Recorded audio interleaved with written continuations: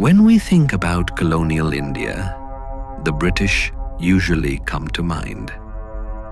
We think of the East India Company, the sprawling railways, and a reign that defined modern history.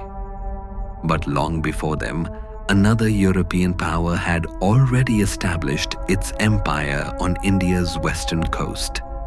And incredibly, they stayed even after India gained independence in 1947. For more than 450 years, Portugal ruled Goa, Daman, and Diu. They left behind magnificent churches, mighty forts, unique architecture, and a culture that still survives today. This is the story of Rome of the East, maritime fortresses, and a culture frozen in time. In the late 15th century, Europe desperately wanted spices. Black pepper, cinnamon, cloves, and nutmeg were worth absolute fortunes. Seeking to bypass Arab and Venetian traders, Vasco da Gama discovered the sea route to India in 1498, arriving in Calicut. That single voyage completely changed world history. Unlike the British, who came as a joint stock trading company, the Portuguese expansion was entirely state-backed.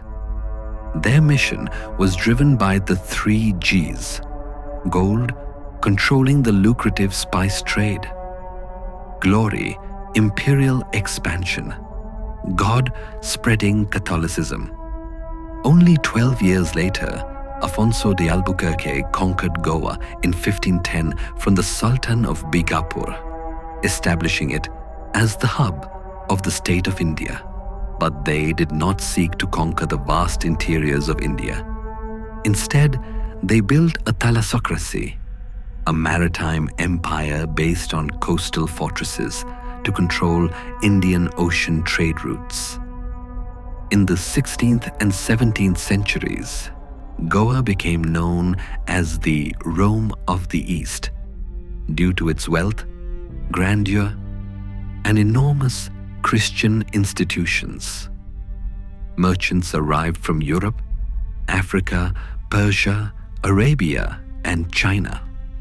The architecture here became a brilliant Indo-Portuguese fusion. Unlike Europe, where builders used marble, the Portuguese found an abundance of laterite, an iron and aluminum-rich clayey rock.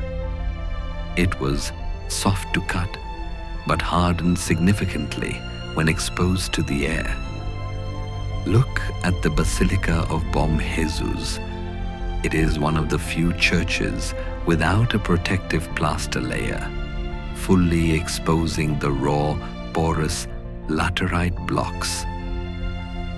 To protect these porous stones from the heavy Indian monsoons, they were coated in chunam, a highly specialized lime plaster made by burning seashells, mixed with jaggery, egg whites, and coconut water. Before glass was affordable, they used translucent shells of the windowpane oyster, allowing soft, iridescent light indoors while blocking the blistering tropical heat.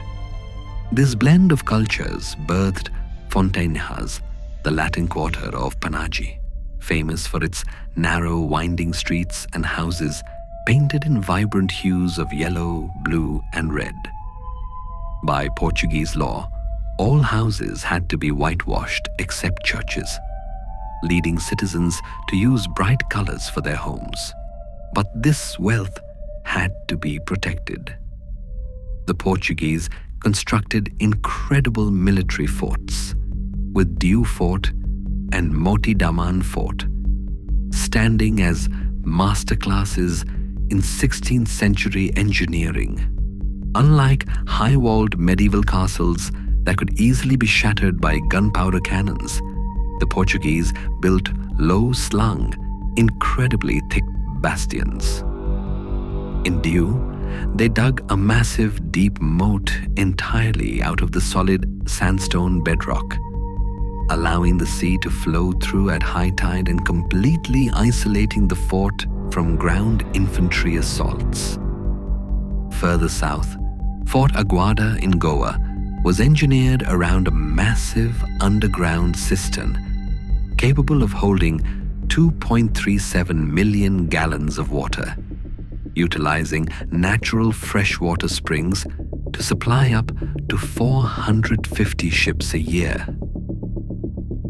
Portugal held these territories for 451 years, far longer than the British ruled mainland India. It wasn't until December 1961, during Operation Vijay, that a brief 36-hour military action by the Indian Armed Forces forcefully integrated Goa, Daman, and Diu into the Indian Union. The empire collapsed, but the legacy refused to die.